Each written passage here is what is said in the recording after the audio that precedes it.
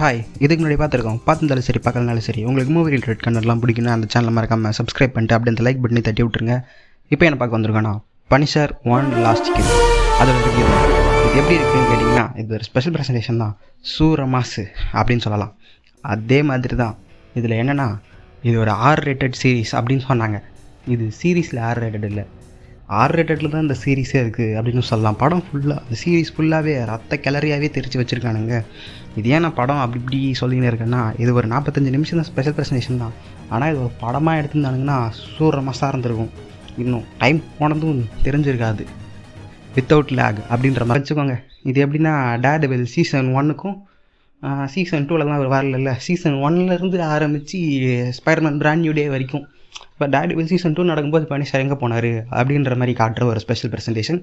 இது என்னோடய தாட்ஸ் தான். உங்களோட தாட்ஸ் அண்ட் வியூஸ் என்னென்னு கமெண்ட்டில் சொல்லுங்கள். Tata, bye bye.